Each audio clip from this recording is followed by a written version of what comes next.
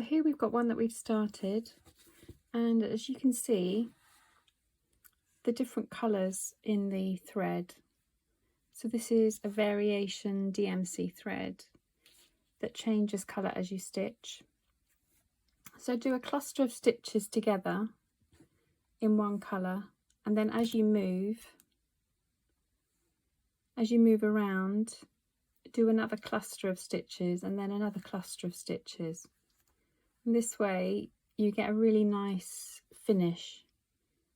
You get the different groups of colours together. Right? If you did it all in a row, it would just all be blended as you stitched. So do it in small groups. And as you can see here, we've used 6 strands of embroidery floss, and these stitches are very short, so these come out more like a Japanese rice grain. You can actually do it longer. Let me show you. So here we have again 6 strands of embroidery floss, and as you can see, you get a really chunky rice grain finish. And now I'm going to show you the 3 strands. So the 3 strands give a much finer finish. Let me show you in the same thread. So this is the same thread that's used. You can see the difference. These stitches are slightly longer and narrower. So as you can see, the islands, let me get to that where's the tiny island gone? Here we are, next to Africa. Madagascar, I believe. So you can see the Madagascar stitches are super tiny. It's hard to see them, let me show you. And as you can see, there's a lot of variation in the stitch length as well. Here's another island with tiny stitches. So close up, this is almost like a Monet. It's just daubs of colour. But when you go further away, you see the picture is clearer. And then I'll show you also this one. This is 3 strands again.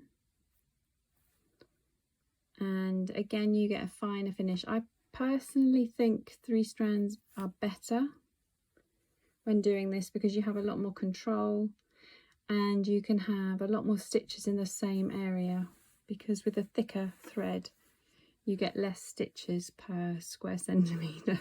Whereas with the really finer 3 strands, as you can see there, you can really get into the countries. Oops.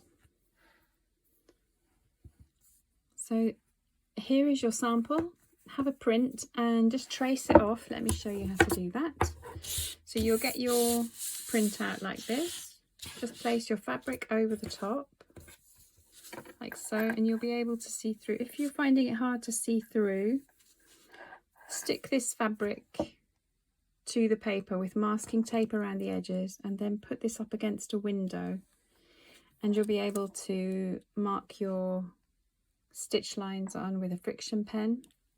This is really just to get into the rhythm of doing this kind of stitching. On the maps themselves, there are no stitch marks, so you just freestyle it, depending on the bit of the country you're doing, whether you have longer or shorter stitches.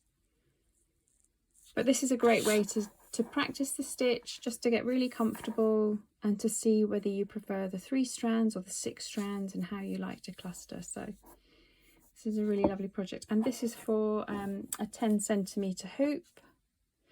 This is better in a hoop doing this type of Sashiko stitch because your fabric's held flat, and then it's really easy to stitch. When you have a run of stitches, like you have a lot of straight lines, then using it just without the hoop and just weaving the fabric on is quicker and more relaxing. But this is just better. Personally, I found it better to do it on a hoop. So have a go, see which one you prefer and see how it works for you. But let me know how you get on with both your freebies, and if you're doing the map as well, let me know. It really is a lovely project. And then after you've done your map, let me show you, I forgot to show you also, you can add in with the contrasting colour that is included in the kit, the cities that mean something to you, whether it's someone, your family lives there, or you've travelled there, or you'd love to travel there one day. This is a really lovely way to create a personal map for you. So enjoy the stitching.